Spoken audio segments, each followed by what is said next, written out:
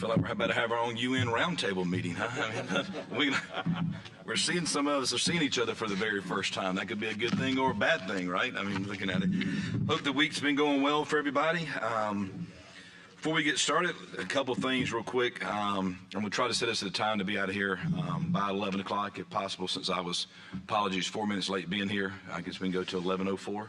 I'll try to keep us to a tight line. I mean, we seem to be a bunch of Baptists sometimes. We're not talking too much, so maybe that'll change a little bit today. If you don't mind, would you like to call the roll for us, Ms. Michael-Ann? Representative Blackshear. Present. Representative Kirkland. Here. Representative Curtis. Representative Klaus. Senator Chambliss. Here. Mr. Schumacher. Here. Mr. Mullendore. Mr. Harris. Here. Mr. Kimbrell. Here. Mr. Weiss. Here. Ms. Hardwick. Here. Mr. Jones. Here. Mr. Partlow. Mr. Wilcox. Here. Oh, here. Oh, Mr. Wilcox, got you. Mr. Fagan. Mr. Poe. Here. Mr. Rizzo. Here. Senator Singleton. Mr. Hill. Here. Mr. Day. Here. Mr. Newman. Here. Mr. Monk. Here. Mr. Roper. Here. Mr. Martin. Here. You have quorum. All right, thank you very much. Also in front of you in your package, you'll have a copy, not only the minutes from the last meeting, but you'll see the presentation, kind of some documents that Black Warrior walked through last time along with Tony's presentation. So once you've had a chance to review these, I'll take a motion of approval on the adoption of the minutes. Barry Fagan. Is now joining. All right, a motion and a second. All those in favor of adoption of the minutes say aye. Aye. Those opposed? Aye. All right. So as far as today, what I'm hoping for today to follow up on is, and I'll kind of kick off. Is now exiting. I really want this just to be, again, roundtable while we're sitting here like this, of really trying to get into the nuts and bolts of recommendations of what we think. And there's no bad ideas.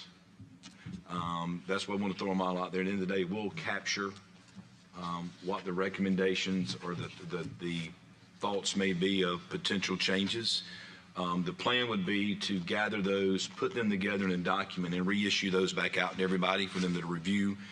And once we do that, before the October meeting, I would like everybody to prioritize the order of the recommendations, what they think from good to bad, or I don't want to say good to bad, I guess top priority to bottom priority. Understanding that none of us are going to get everything we want. It's all about how do we find some middle ground of all of us to find a good. If we can get everybody to be a little upset, that's kind of the area that I'm kind of looking for us to kind of settle on somewhere in there.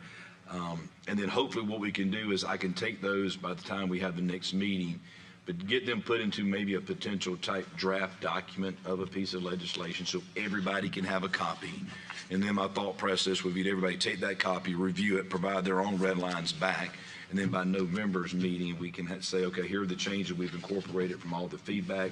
Here's a final copy, if any, legislation that we're going to proceed forward with into the next session. That way we're done before the holidays. So that's kind of my thoughts on that. Mr. Vice Chair, anything you want to add? No, this is critically important. And of course, the utility companies have a lot to say here, but so does the highway department with the right-of-ways and whatnot. Utility relocations have been my experience very expensive, time-consuming. So this is critically important. We've got a lot of growth up in my area, the Huntsville, North Alabama area. So as we move forward and we're widening, resurfacing roads, utility relocations are going to be more and more predominant. Senator Chambliss, anything you want to add for you? No, sir.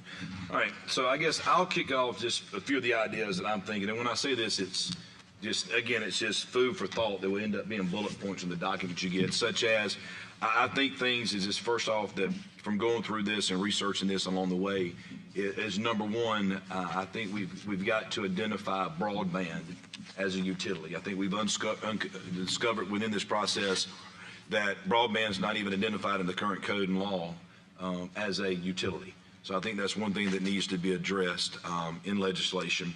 Another one that I would like us to have some discussion around and feedback on from you guys is do we leave the $250 million threshold? Or do you remove it completely? Or do you update the $250 million threshold based upon where we are today for price and value of things when that dollar amount was originally set? So I'm not set out of the way on that.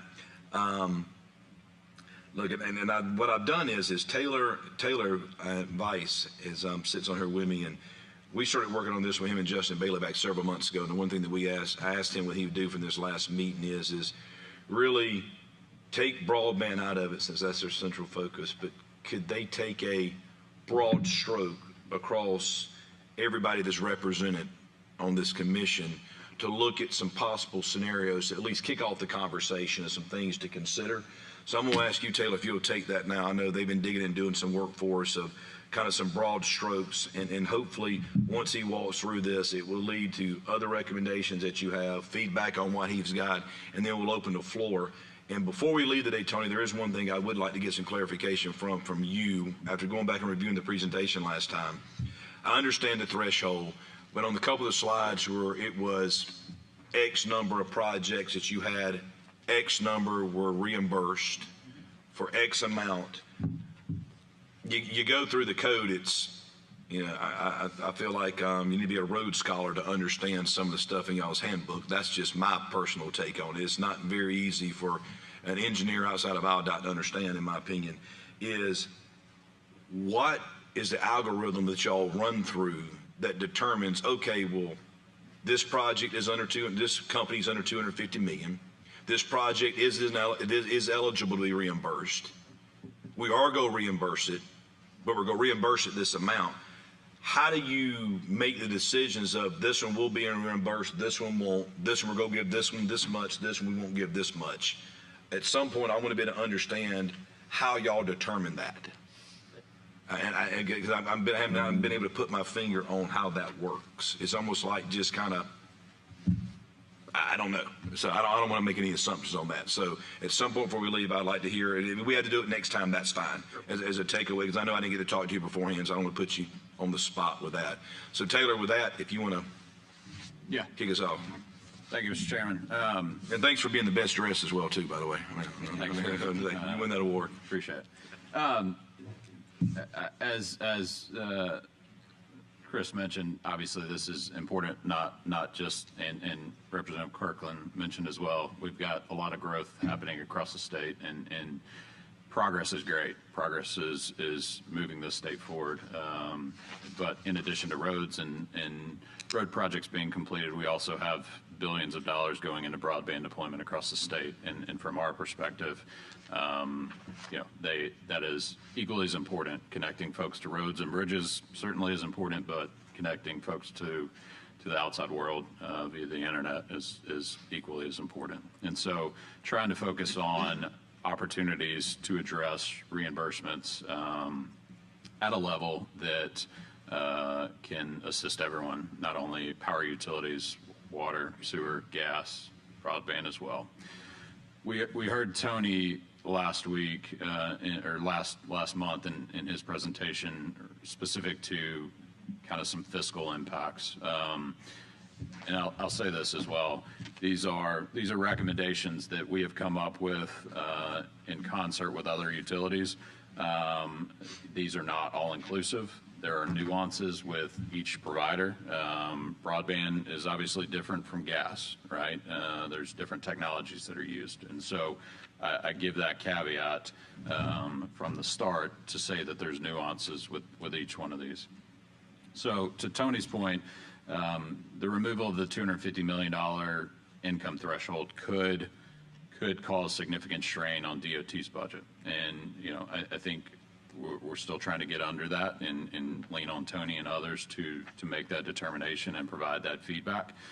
But looking at that income threshold and trying to determine if there are paths to leave that income threshold or to remove it and reduce the overall number. And so some options, at least from our perspective, that have been put on the table is if we were to leave the $250 million cap but reimburse competitive utilities that are above the $250 million threshold at 100%. You heard me speak last month about we are in a competitive business. We are competing with members of this committee. We are competing with electric cooperatives. We are competing with telcos that are below that $250 million threshold. Those folks are getting reimbursed. We are not. And so you have utilities that are in competitive industry where one is getting reimbursed and others are not. And so this first option would leave the $250 million cap, but reimburse competitive utilities that are above that cap at 100% and reimburse sole source utilities at a rate of 50%.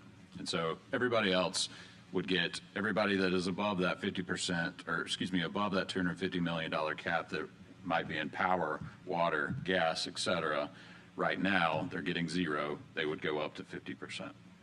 So along those lines, that would help Tony and the department's fiscal impact on their overall budgets as we look at a fiscal impact. So again, that option is leaving the $250 million cap as defined in code today, but reimburse competitive utilities that are above that $250 million cap at 100% and sole source utilities at a 50% cap.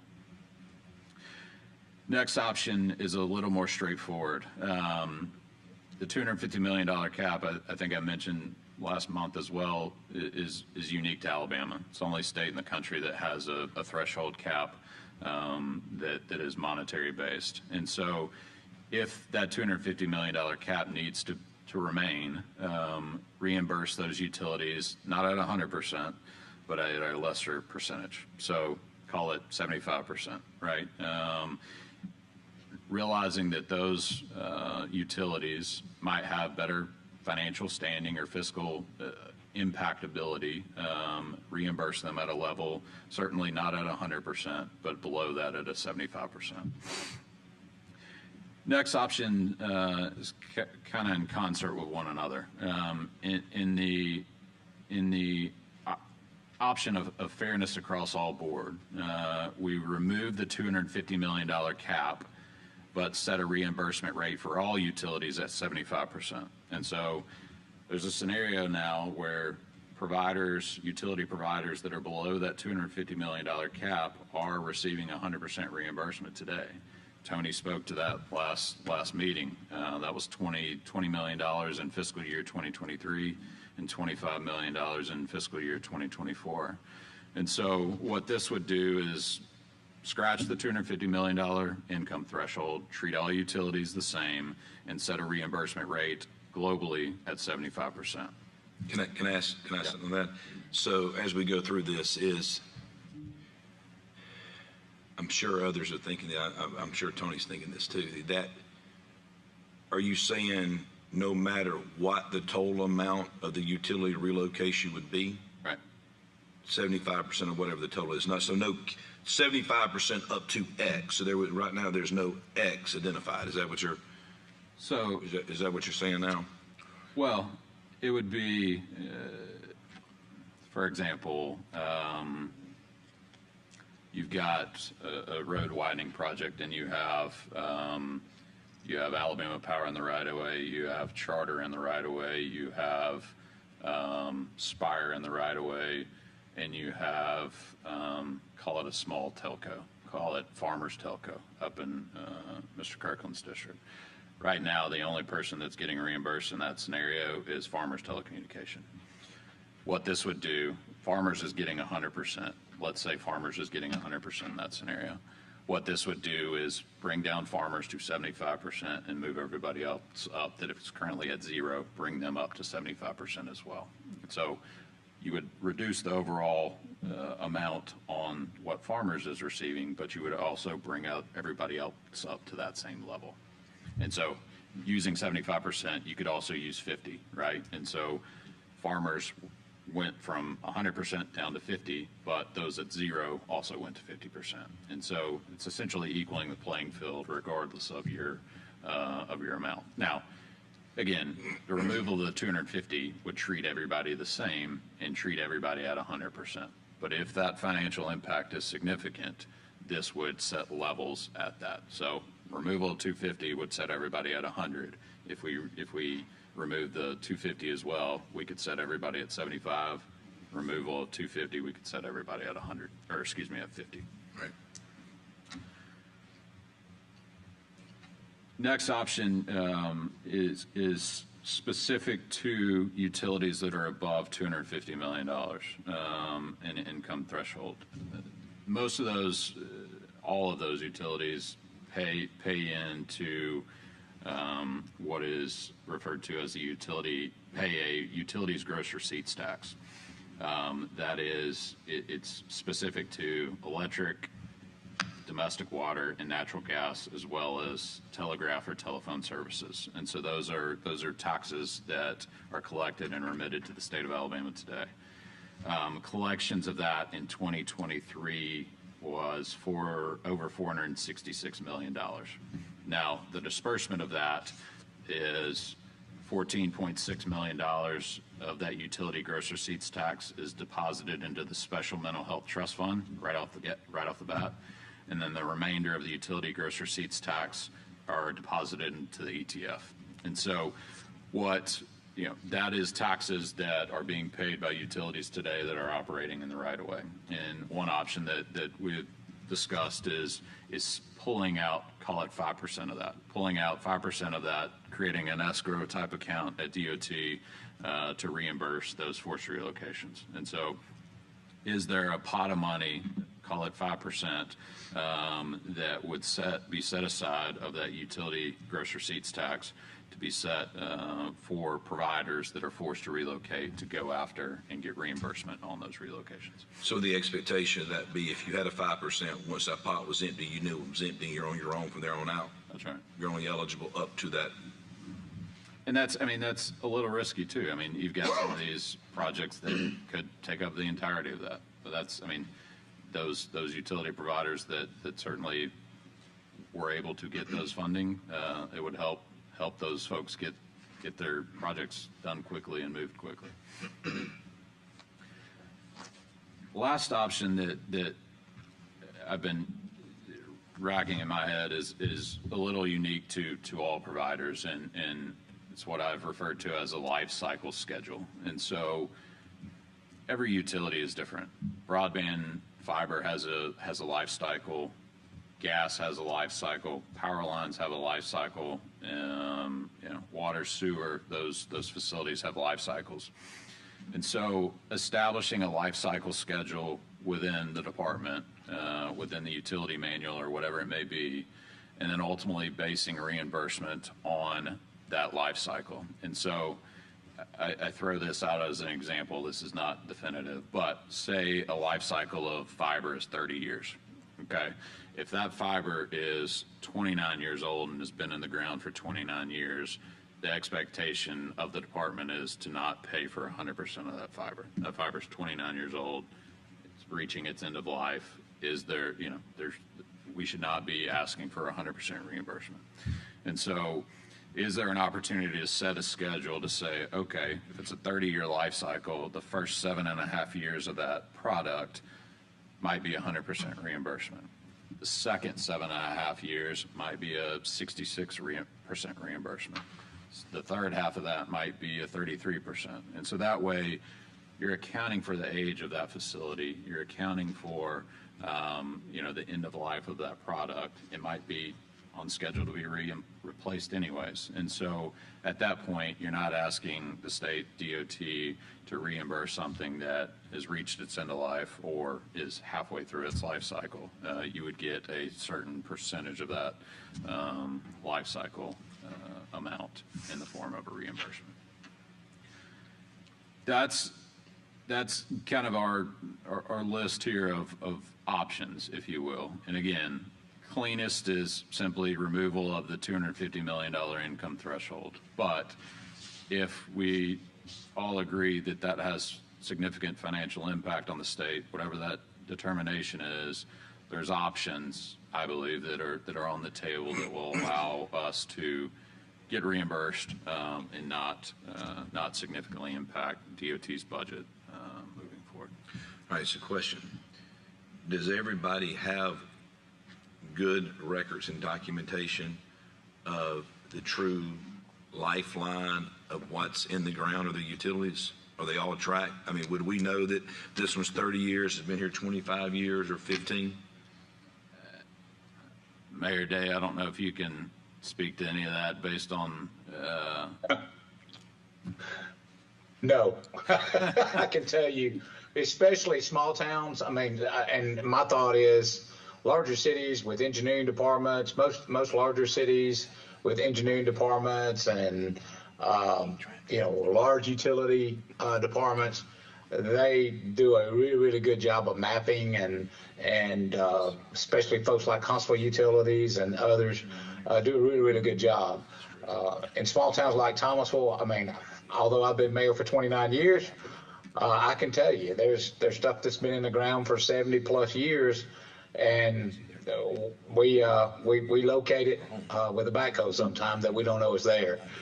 So that's going to be very difficult, especially when it comes to water and sewer in a lot of small towns. And that's something we'll have to kind of figure out how to take a look at that. The other question while I've got the floor is, under these proposals that you're proposing, is there still the possibility of a waiver that you guys have been using for smaller utilities or hardship cases? Would there still be a waiver in place or a mechanism in place for, small, rural, very limited income type situations where even at 75%, if you're doing $1 million project, for instance, the utility relocate for the West Alabama Highway project for our water and sewer was $1.2 million.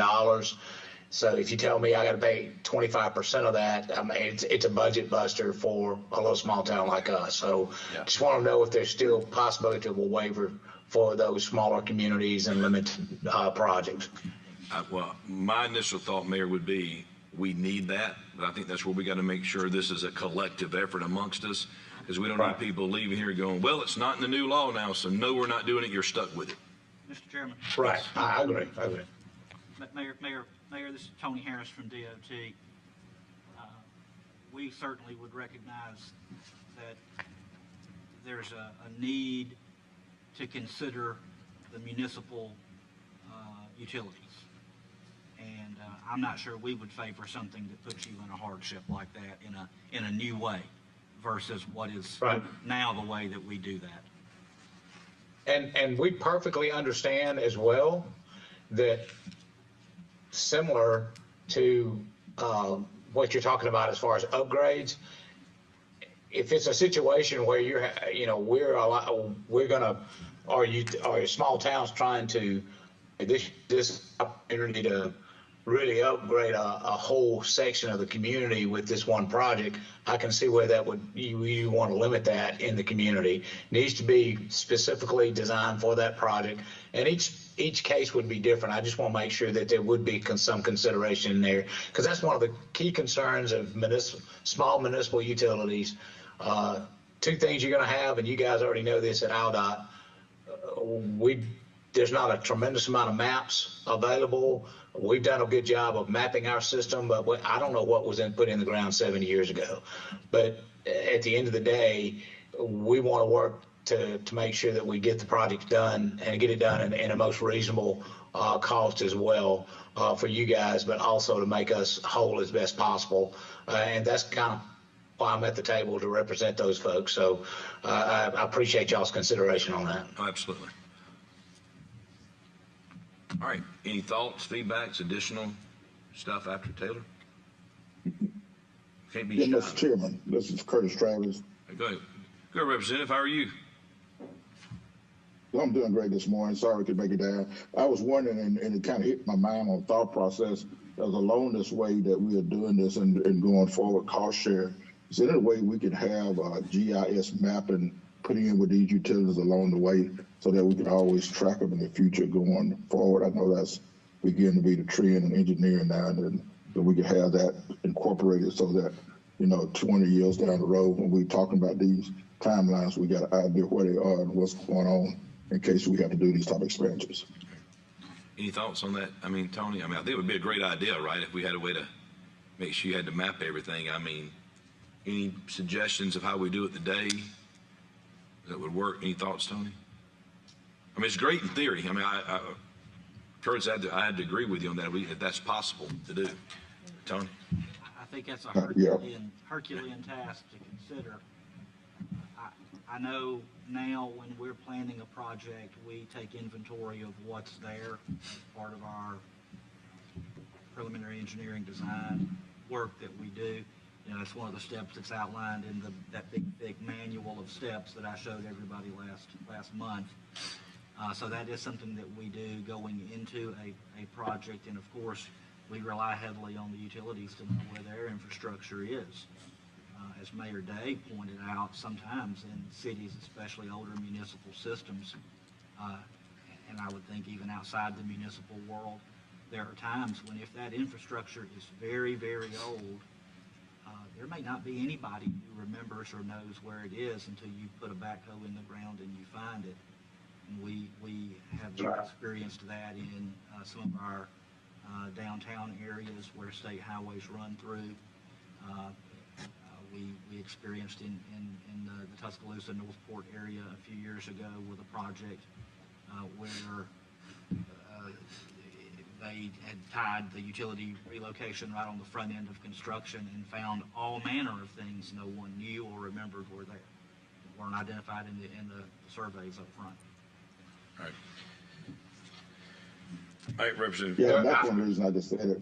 For the new stuff going forward, that we could do a GIS. That's just the new stuff going forward. So after a period of years, we would then have have that recorded. I know the University of Alabama does that now with work that they do on it, particularly underground, so to make sure that they know where it is. And I was just the thought process along that way that if it could be developed. And once we get started in over the years, it would eventually be developed to record. Representative, Thank you.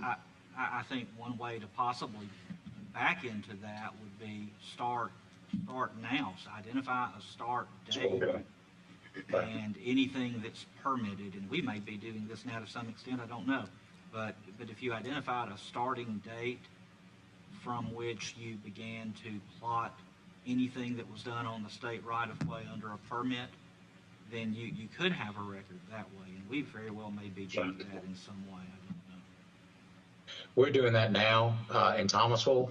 We started about 3 or 4 years ago, but also ADEM has some great programs that they're working with especially small systems to identify and help them with GIS, standing up GIS systems as well. USDA also has some great programs too, so I would encourage any community that has questions about that to contact your representative from ADEM, and they can kind of help you at least begin that process. But yes, we started that a few years ago, but like you said, it's going to be, it's hard to go back and when it's underground, you can't see it, so you don't know it's there. So we just got to keep working. And but like you said, Representative Travis, we got to start somewhere and work our way and get these small systems, begin to map it and know where that date is and do what you can to get an inventory of where you are.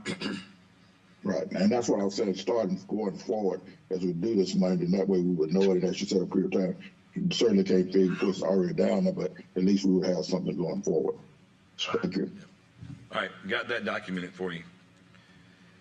So, well, here's kind of my thoughts on this. I mean, look, let's be honest about it. If we can be completely transparent here, the driver of all of this is what are the available funds, right? I mean, I think at the end of the day, let's be honest about it. That's the elephant in the room, right?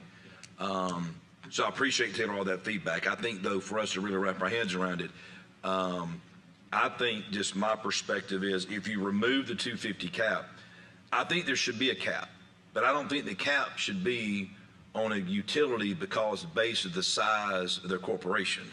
I think the cap should be on the size of the particular project and how much reimbursement we can get for that particular project. That's my take on it. If you flip a cap, but flip it from, well, you're over this threshold, because we're assuming, it's a good assumption, right? Well, you make more money, so you can afford this on your own where others can't. I mean, that's what I think it's there. It's been there for.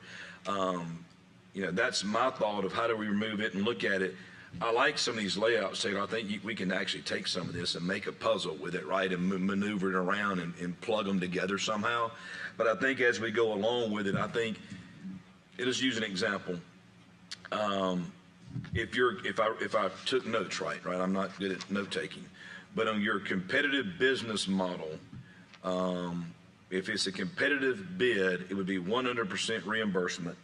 This is with the 250 left in place. If it's a non-competitive, so it's a sole source project, up to 50%. That's right. Reimbursement. Let's just play this out. I think how I see it playing out is, let's just say that's what it ended up being.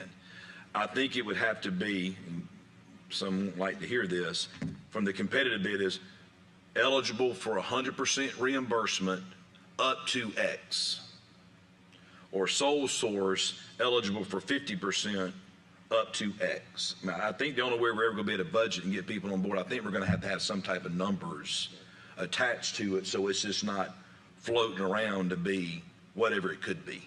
I think it may be a good starting point with that is you don't want to take, the problem is mental health is a continuing issue that we got to continue to find more money for, so you wish there was more than the 14.6 million that is going to that fund in the first place. Number two, you got ETF. Now, I won't put my general fund hat on. It's 3.5 times smaller than the ETF at this point.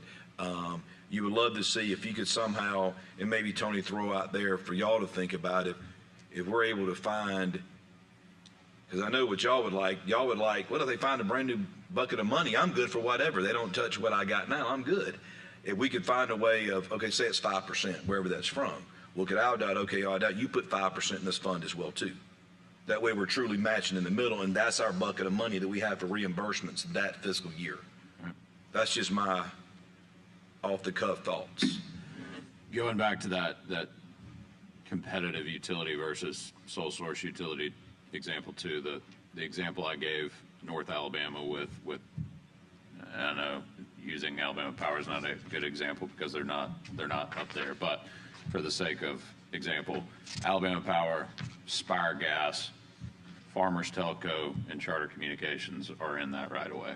Under that first example, Alabama Power would now get 50% reimbursement. Spire would get 50% reimbursement, and both Charter and Farmers Telco would get 100% reimbursement because they are competing in cable and broadband business. So that kind of plays out that scenario, how that would look using that example. Sorry, I'm running some quick numbers real quick. Hang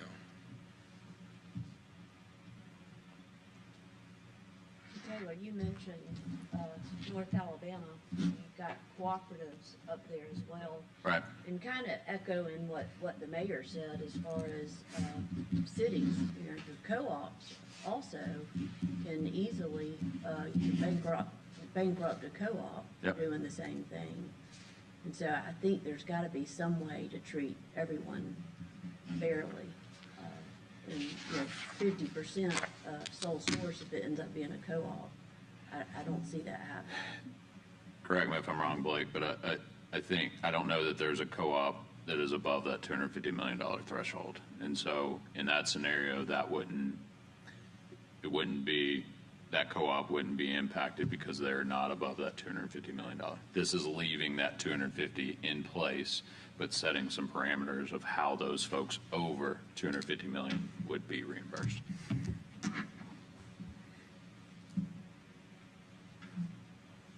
Again, removal of the 250 is cleanest, simplest way. But if financial concerns are there and real, then how do we address those that are above that cap? Yeah, and to kind of throw some numbers out, if I did some fuzzy math, I don't have the page number on Tony's slide, but where he did a 2-year snapshot on the relocations, again, money's going to drive this, whichever way we go. AlDOT did reimburse 82 projects for a total of $45 million. That's fiscal year 23 and 24 combined. It's probably third page from the back of this presentation on here. So I skipped Tony's multiplier page, which is a doom and gloom one, so I went to the third one. So I just used the actual. So you see on that page, the average reimbursed the year of 2023 was a little over $666,000. 2024 was $480,000. So if I did my quick fuzzy math here, there was 168 total projects that were not reimbursed if you combine those 2 years, for a cumulative total of $89 million. So it was $45 million AlDOT did reimburse, $89 million they didn't. So if you add those together, 250 million projects over those 250 projects for $134 million over that. So if you kind of wrap your head around that, if you split that, if you can find a mix somewhere of 50 to $60 million a year, you may have the chance to cover the ones they did reimburse and ones they didn't reimburse based upon the numbers provided. That's kind of where not like y'all's feedback, that's kind of where my mind's going, where it's not completely open it up, trying to at least, if we do it, start somewhere with a bucket of money that is based upon true AlDOT numbers, not growing it exponentially and breaking, because Skip's got a responsibility to make sure that road builders and stuff, they get what they need on their end as well too. Because we don't need people running out thinking, well, we're going to lose 10 miles of roads we can't pave now. I mean, that's the main thing. And Mel would love to have that same thing, right? I mean, I think that would be, that's not a message you want to hear or have to deliver, right, with that. So it's, we're herding cattle here. So that's just kind of, so I'll shut up and see what feedback y'all have. But that's my thought process. I mean, I think we may have to figure out a targeted dollar amount first and back into it somehow.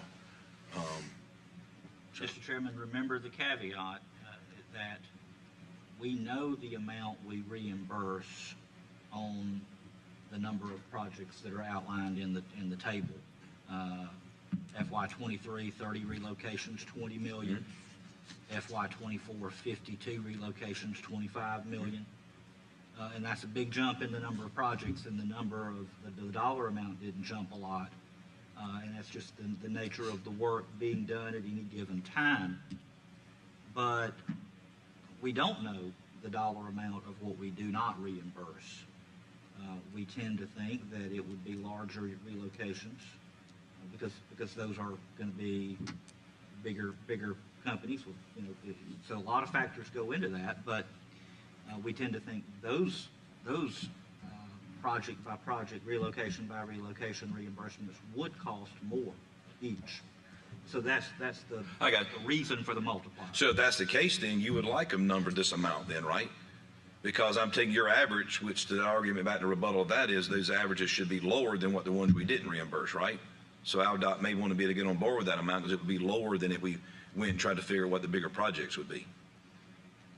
I'd have to see the formula. I don't know. Okay. All right. Anybody from this side of the room? I mean, Blake chimed in one time. Go ahead. On these numbers, these 66 non-reimbursed and these 102 non-reimbursed, does that distinguish between a federally funded project and a state-funded only project? Because I know the law says that reimbursement is only for federal projects. So are all 66 non-reimbursed federal projects, or is it a mix of both? If it's eligible for reimbursement, so that's the key to these numbers. These numbers don't even include any state projects, state-funded projects. I didn't pull what those exact projects were, so.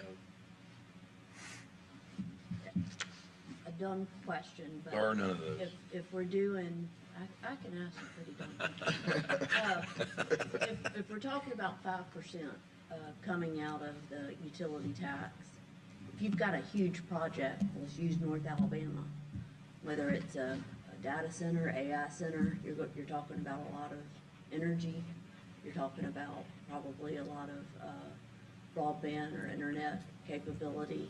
Would that not like eat up the full 5% if we're using the 5% as Yeah. the? It definitely could. I mean, that's the scary part about setting up this escrow type account is you've got one of these large projects that soaks up 100% of it immediately. And then you've got providers say that's soaked up in first part of the fiscal year in December. And then you've got from January to September that fund's exhausted. That's the scary part about that is. And that's why I made that comment about I think you had to have a cap, right? So you don't instantly have one project that goes there. And I want us to keep in mind as well too is look, this is almost like we're sitting here trying to negotiate a contract, right? You're going to come in with your best offer, right, and figure out somewhere in the middle is where we settle. We got to keep in mind as we go through this, especially for the companies that are over $250 million. Today you're getting nothing. You know, so $1 more is 100% more than currently on the table today. So just keep that in mind as we go. It may only be 5%, but if we had a 5% bucket, we play that out. And I'm not ready to take money from education. Let's make sure I'm clear on that. Now, you wish you had some new ways of generating revenue, right, that could pull from this instead of taking from somebody else. That's the perfect scenario.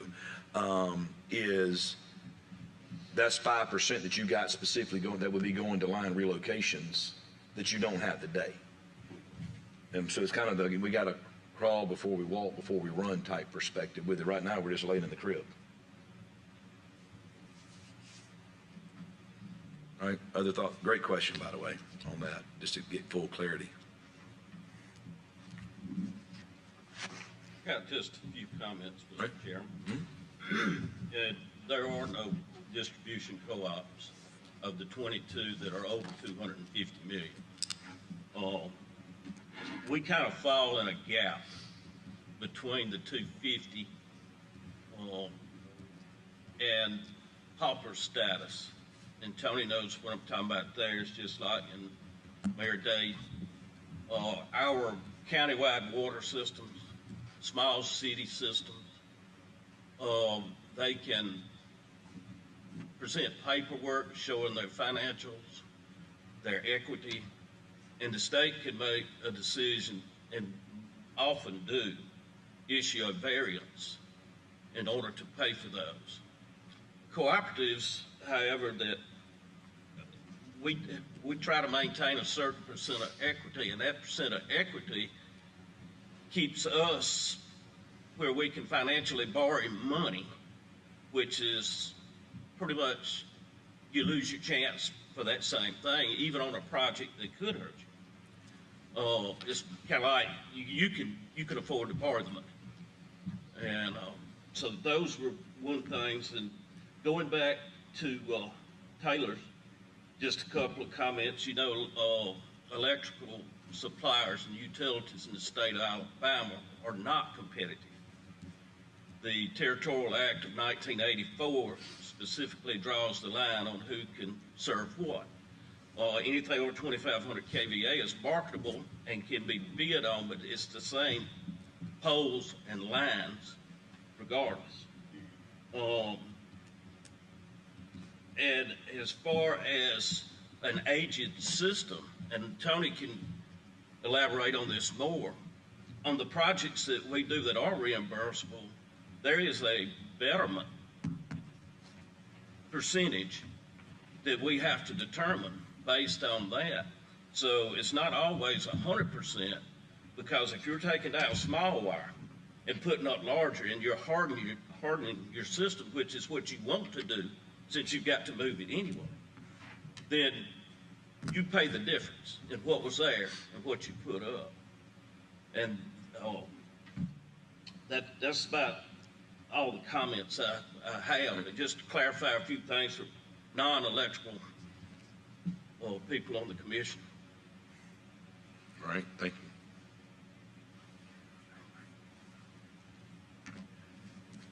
Skip. You heard me say. You're normally not this quiet. No, I'm not. I'm holding that card. Please. So you heard me say yesterday. So we understand their point, and we think it's vital to find another funding source for this, because every dollar. We all know we're growing like crazy, and there's so many needs. Whether it's just the interstate projects or West Alabama Highway, or there's a lot of other projects that need to be done. You can't get out of a Helena in the morning because of the way the the roads that need to be widened. Highway 14 between Wetumpka and Tallahassee, between Wetumpka and Millbrook's been needed for years.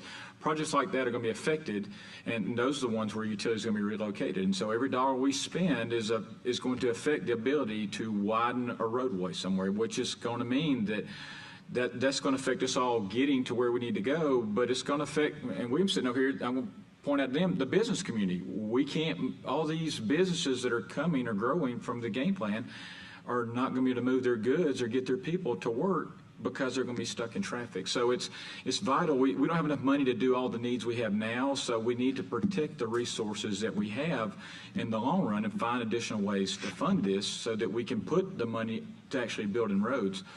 And of course, to our side, every resurfacing jobs roughly are, you don't hire new people for resurfacing jobs. I mean, I might say something different on that, but roughly you're maintaining your crews. That just keeps them working. Of course, if you run out of resurfacing jobs, then you have to lay people off, but construction jobs hire new people. So roughly that contributes to the workforce participation rate. Construction jobs gives us a chance to go out and find people and put them to work and then maintain that employment going forward. So we think it's critical that roughly we maintain our sources and find new revenue. One thing that has not been accounted for in any of these costs that Tony's talked about are utility delay claims.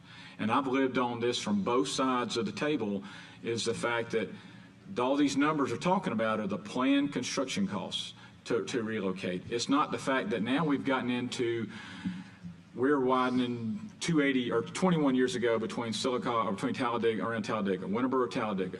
And so roughly you get in cases there that roughly I'm going to finish this, or utility commits to I'm going to relocate this by June the 30th. Now it's September the 30th, they still haven't started. Well, in the old days, all the utility relocation was done before construction ever started. In all reality, that roughly leads to more cost to the utility because they've got to do the clearing and grubbing. They've got to go cut to a big hillside that is going to be cut down during construction. So a lot of utilities would prefer to relocate once construction started. So now a contractor sees that, they see the work, and they're trying to bid a higher cost to account for working around a utility or pausing their work. Well, now they've planned all this out, and so it's gotten to be June the 30th, and they're not finished. So now the contractor is delayed. They're sitting there with idle equipment. They're sitting there, or they're trying to work around, so their production's even slower than they thought. And this goes on for a month, 2, 3, 6. I can give cases where it's gone on for a year because someone committed to a date and they didn't do it. Now the state has to the taxpayer has to pay the contractor for his delay costs if they put in the notice that they should have. And so those type notices basically capture actual cost. And that is the bare minimum on ownership, equipment cost. A lot of times labor gets laid off because if there's nothing to do, then the contractor's not going to keep them working. They send them home, so now somebody's out of work. Or they have to try to find a new job to put them on in the meantime. And so, in all reality, a lot of times the contractor's costs are just that, it's the cost. There's no profit, and we all know businesses are in business for what? To make money, to reinvest into other things. So that money is lost, and sometimes, depending on the amount of construction and the commitment of the utilities to get their work done, is minimal. In other years, it's in the millions, and so that affects our, again, that money never gets passed back on to the utility. The taxpayer eats that, or the contractor eats it because of the money that was reimbursed and not what they think their actual cost would have been otherwise. So I know there's states like Georgia, and their design build law puts the utility under the design builder, and if the utility is late, then the design builder back charges them for the delay cost. And so that's just a cost that our industry experiences that is not getting recaptured or put into these figures that Tony has. So in all reality, utility relocation costs are potentially more than what the number he said because it's not capturing the cost that the contractor and the taxpayer are experiencing because that, and every time a job runs late, that 3-6 months, the contractor's experience, that means the taxpayer's experience because the traveling public's driving through that job for another 3-6 months that they didn't have to. So what kind of accountability, or do we bring this into the equation that if there's a date, then roughly now the utility is late, then because they didn't make their own schedule, are they accountable to have those costs passed back onto them so that the public and the contractor don't have to eat that? Well, I have a comment back. My thought is, I'm not one of the utilities, so my thought would be, hey, if you're eligible for X amount of reimbursement, you don't meet your date, you lose that reimbursement. I mean That's what I was going to say, Skip. There's a study done in South Carolina on a similar issue, and the ultimate decision was, if you pay folks, they will move, and they will move quickly, right? And so I know from my company's perspective, every time that we get a forced relocation, it goes through umpteen approvals, takes significant amount of time, and oh, by the way, we're also not getting reimbursed from that. And so if the box is checked that this is a reimbursable project, it moves through extremely quickly, and we were able to get that project done. And so I think if there was some type of reimbursement provided, I can't speak for all utilities, but for my utility, you would see us move a lot quicker, because that box would be checked early on saying, yes, this is this is a reimbursable project. So let me ask you this, Tony, and I probably need you to help with this as well too, Skip. And I'm going to stretch, and Mel, don't laugh, I'm going to stretch my asphalt knowledge with this one, okay? This is all I got. I'm laying all the cards on the table with this.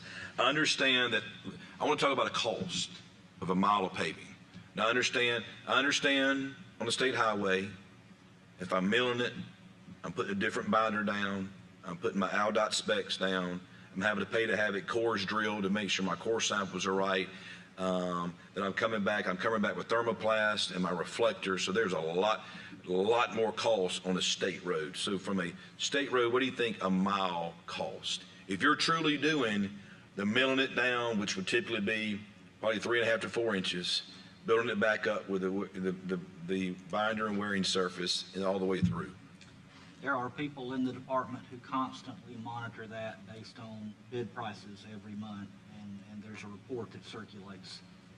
I'll be honest with you, Mr. Chairman, and everybody in the group, I do not look at that report because it makes my head hurt. Mel or Skip would probably have a better... All right. And that's what I'm asking. I know a county road, a city road, they have somebody come in and do an 1.5-inch overlay, right, on one of their main little roads, or 2-inch overlay on the city road, not milling it. Depends on how much alligator it is underneath, if they need to take it up or not. That's all I got, Mel. Absolutely. No, I mean, and you're right. That cost there is a rough cost that ALDOT has. I know the maintenance folks could get it to the group. And it would depend upon, like I said, the treatment. It's a mile of road at 1 inch thick, a mile of road at 2 inches thick, a mile of road at milling 1 inch and putting 1 inch back. So there is a cost. And you're absolutely right. That cost for ALDOT is much more than a county or city because of the different specifications you go through. The reason I'm asking is, to your point, we got to find new revenue source. We continue to cut taxes here. We've cut $1.5 billion since this quadrennium. So raising the tax is not going to happen. That's not on the table. Let's just go and forget about that now. So it'll have to be a net new revenue source if we find a new source for it. What I'm trying to do is take that and compile it into, okay, if you took 20 million, 50 million, and you put it to the side, state would lose 20 miles, 30 miles. How many miles of roads would we really lose to have a bucket of money to help these utilities be relocated, which then potentially helps that our citizens don't pay higher utility cost? And again, I touched on this very briefly at the last meeting. If those new reimbursement costs are shifted onto ALDOT, it will be at a cost. It will be at the cost of resurfacing, capacity, bridge possibly, but there would be a cost, and it would everybody would feel it. I agree. We have to find a way to help. But I think there has to be an intermediate, because one thing I'm sure most of y'all know in here, ALDOT is one of the budgets we don't have a purview into as the elected officials. It's completely, I don't want to use the word behind the curtain, but it is behind the curtain. We don't know what it is. I mean, it's somewhere $2.5, $3 billion. A little bit of research I've done, somewhere in there per year. Okay, keep in mind a general fund budget's only $4.5 billion for the whole state. So let's put that in perspective, as well too, on that, what we're dealing with here. So we don't have a pure view into that. So we don't know what, if any, ALDOT can meet us halfway and give us. I know off the cuff, it's hard to say, man, it's going to be a detriment to the state when the ALDOT budget on its own is 50% of the entire general fund budget. from research we've been able to see. So that's, and I just make sure that's out there for dialogue too. But I was just trying to back into how many miles we may lose if we said you have to take it all. And again, I'm not saying you have to take it all. And I think our concern is, because you've got it nailed, I think totally, it's the money.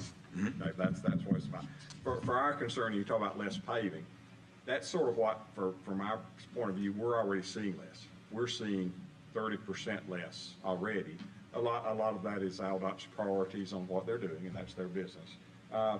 It's cost increases, it's inflation, I mean, it's materials that went up. And everybody in this room saw that. I mean, utilities companies, I know, see the same thing. You're paying more for materials, more for labor, and that's just, it's not going down. We can't pay our people less. The workforce is huge. So our concern is we're already seeing huge cuts in our projects. I mean, huge cuts. We're laying people off because of the lack of work. I mean, I can show you our asphalt tonnage. It's plummeted over the last 10 years, 12 years. So our concern is how do we figure out how to help everyone out without hurting anybody, and that's a tough. So let me ask a question, digging that a little bit deeper. Do you think, because I think what people don't realize on the asphalt perspective of things is fuel costs drive it, aggregate costs drive it. It's so much more in there, right, than just, it's just blacktop going down on roads, right? There's a lot of stuff that kind of goes into the mix that controls that. And the market kind of dictates itself, right, on that. What about, are you seeing those declines? Is that more at a state project level, or is it more county, city, A-trip projects or local match money? Where are you mostly seeing the decline? Our tonnage is ALDOT tonnage. The county and city tonnage has actually went up due to the Rebuild Alabama Act. They're spending a lot of their money. We sense they're spending a lot of the money on resurfacing projects. ALDOT tonnage is significantly down. I'm going to ask, I'm going to put you on the spot, so you can plead the fifth, okay? I'm just asking, could this be to a couple larger projects that have been let that you have to make sure those are funded and you can't fund anything else but those? That's always a factor. It's always a factor when ALDOT sets their priorities, and their priorities are obviously their priorities with the governor. I mean, the governor obviously has priorities, and when you do mega projects, that has to take away from some stuff. But it's their priorities, and their priorities are always changing with the administration. So let me ask you this, Tony: is there hearing that, is there a risk that we're going to end up running out of gas tax dollars and Rebuild Alabama dollars at some point with some of these bigger projects with the costs continue to increase? You think that may be something we need to be worried about in the coming years? I think the very real fact we face with transportation funding is that our state and federal funding streams does not grow much. With a project like the Mobile River Bridge, current estimate that has been bannered around publicly is about $3.5 billion. That is an interstate project.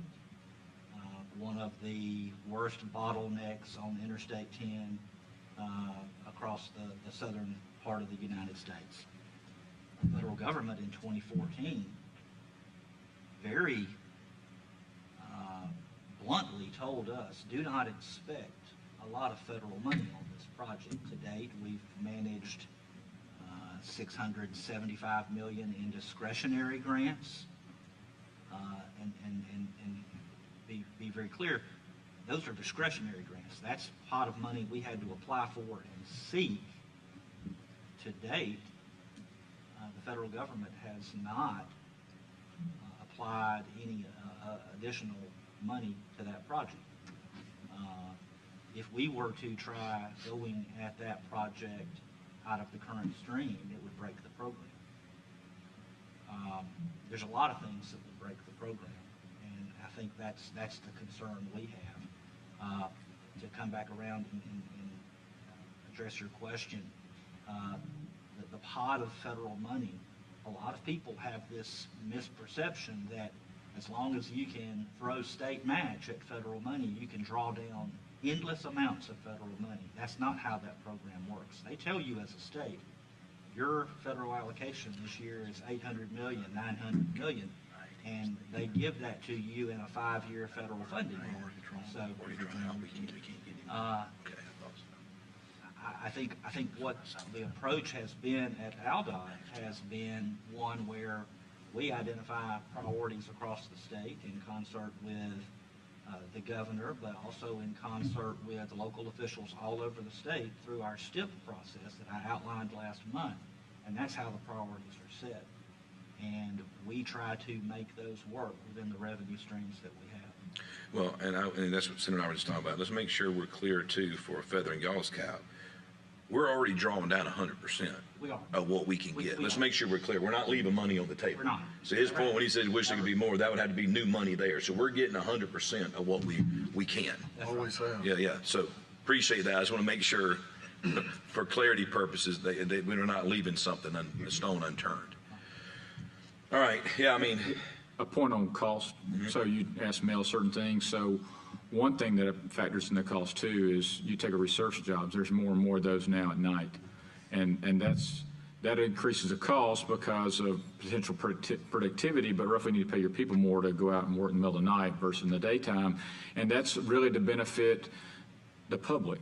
Because there are certain routes, you know, as well as I do, if you work in the daytime, now roughly you're going to back up 2, 4, 5, 6, 8 miles. And so what does that mean to the people and to businesses? So that's a cost that's incurring because more and more work's being done at night. And another thing about the fact you can't do certain things, ALDOT roughly, I think it's been said, there's buckets. So they got over called buckets of types of money, but then they put buckets for X dollars this year for bridge replacement. And part of that's because of program. But then they make choices that the research program is Y dollars. And that for Mel will tell you this, and he's talked about it before, that hasn't really changed in a long time. So if all these different types of buckets are the same year after year, but costs are going up, that means you're getting less and less mile for that type of roadway. Mel's resurfacing project, the mileage is down, and the projects are down because that bucket's been sitting the same, but costs have been going up. And so we're seeing that across the board, that it may factor in choices on mega projects, but roughly, if the resurfacing program, the budget's never going up, then roughly we're going to have less miles. And we are doing more capacity work than we have been doing, roughly because of the need, but it's still not enough to keep up with the growth that we're experiencing. So are you saying we need a $4 gas price for a couple months? No, so now here's the kick on that. Everybody thinks that because gas prices go up, it's going, tax is the tax. Gas goes down, that we get less in that rebuild bucket to utilize. I mean, it's great you're paying less, but it's less coming into us. Because the gas tax is a flat fee, it doesn't matter if gas is $2 a gallon or $4, the gas tax is the same. It's not a percentage, it's a flat percentage. So it's a case where gas prices, that's going to roughly all into distribution and roughly into the ones selling. It's not going into the public or into the program. Yeah. Well, the one thing I ask us all to do is I mean, this has been great dialogue, is understanding, I would like us to all find a way to give a little instead of just saying, I'll give only if I get it back from somewhere else. You know, I mean, I think that's where we're trying to get.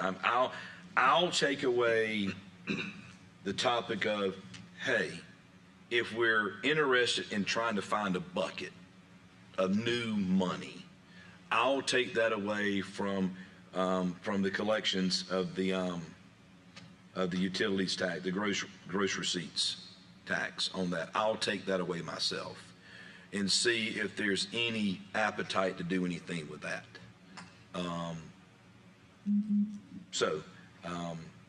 We'll see on that. From a don't hit me. I'm not going to say it. I'm just going to allude to it. I think we all know what the biggest opportunity of net new revenue is.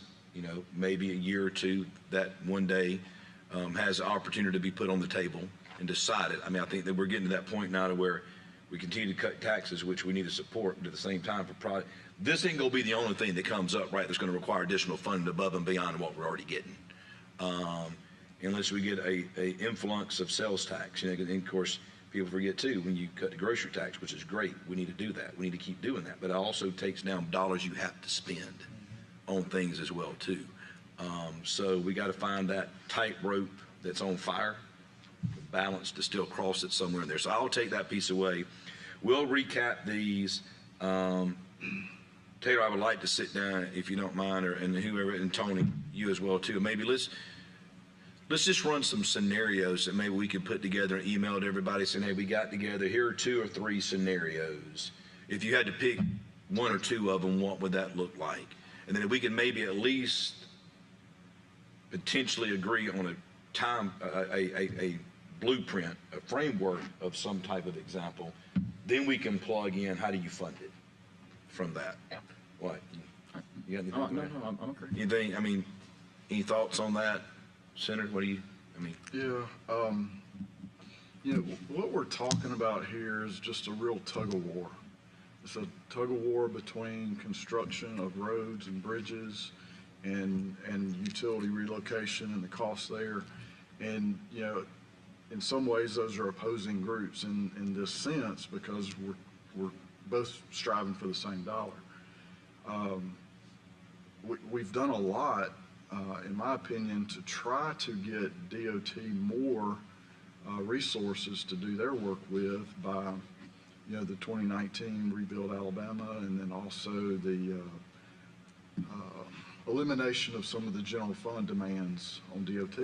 And I think have we put all of that back in your budget now? We are. We're at a point finally. We're whole in terms of the diversion out of the ALDOT budget to the general fund. So that being said, in my opinion, and you may agree or disagree, but all we've done through all of that effort is restored 1992 buying power.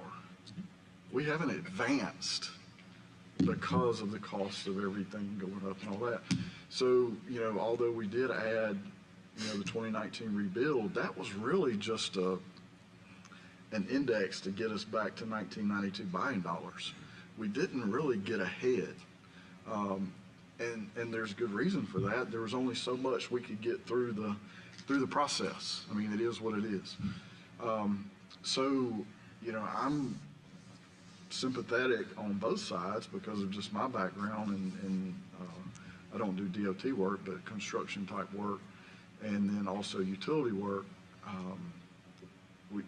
I think we have to be careful here. We can upset the apple cart very easily in one direction or the other, and all of us be worse off.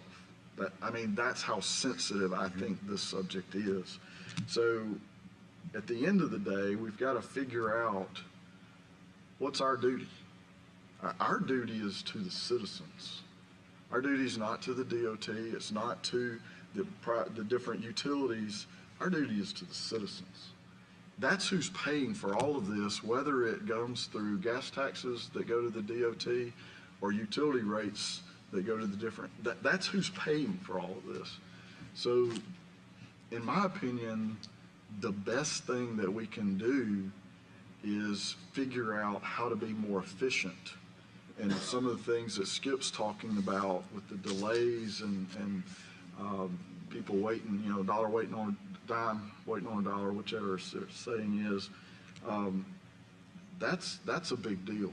And I've done utility relocation jobs. It has been quite a while.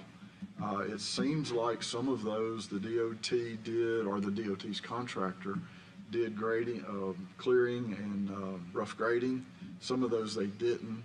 So maybe, Tony, you could help us, or some of your folks can help us.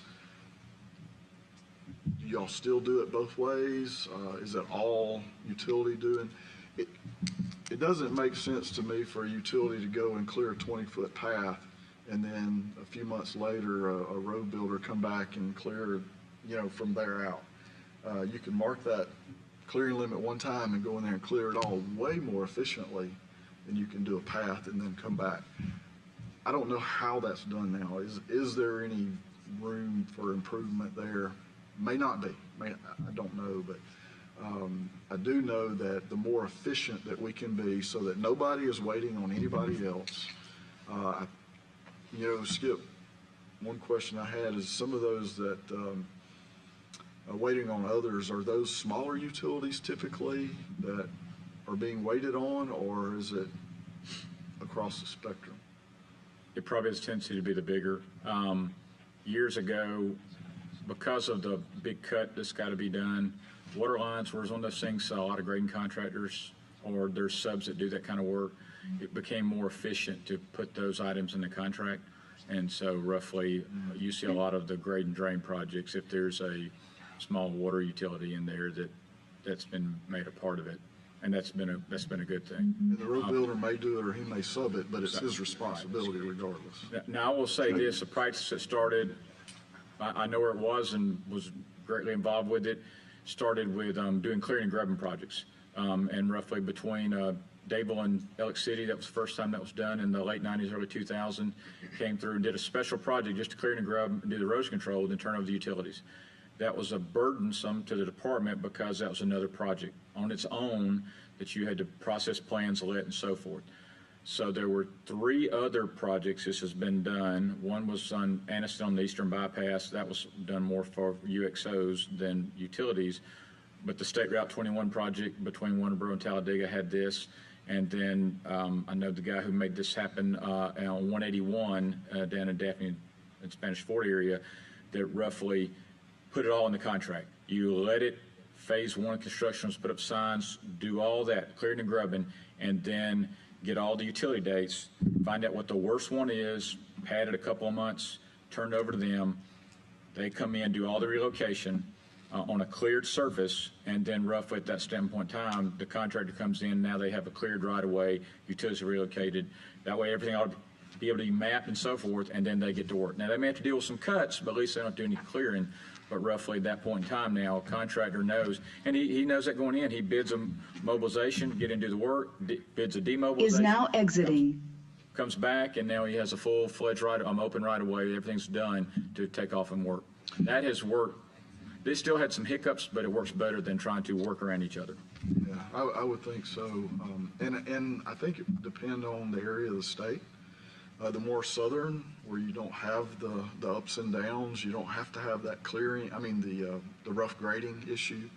Further north, that's going to become more and more of an issue because you can't go out there and put utilities down and then they come back and put 30 feet of fill on top of you. Well, that doesn't help anybody. So I assume that's a project by project decision because every project, has its own merits and demerits and that kind of thing. So, one thing that I think, and I don't know that I've heard this today, is that it seems like that there should be some type of factor if we're talking about a locally beneficial project or a regionally beneficial project. If a project is regionally beneficial, then a local utility should not be burdened with that as much as if it's just local. I don't know if that's factored in at all, but that should be part of the equation. The life cycle, I think that has merit. You'll probably do some of that, but if you have a 50-year-old water line and you're going to put back another water line, well, the utility should have been preparing for that. And I work for utilities, and generally they struggle to prepare for that, so I say that. But if you're putting in a line that's been there 5 years, well, that's a whole different story. So I like that thought process. How do we do that and all that? I don't know. And then I think the thing that was mentioned about the waiver for the small towns and small utilities, we have to do that. If we get away from that at all, we will stop road construction. It just is what it is. So. Anyway, I've rambled on, but I think the biggest thing is that we have a real opportunity to help, but we have a real opportunity to mess something up too. So we need to be very careful. Thank you for that. Any other feedback? All right, well, we'll recap everything best as possible. And we'll get it back out to you guys with a couple opportunities for October again. Probably just so you know that the November meeting, if more people need to zoom in, that's fine. It may be of a quicker turnaround than the October one, just to avoid Veterans Day coming up, Thanksgiving, and the rest of the holidays. And a lot of people wanting to utilize their vacation since it probably doesn't roll over on that. So be sensitive to that. So we can try to get done, not to meet in December, if all is possible, try to wrap this up early November. So with that, anything else before we adjourn? All right. Thank you, guys.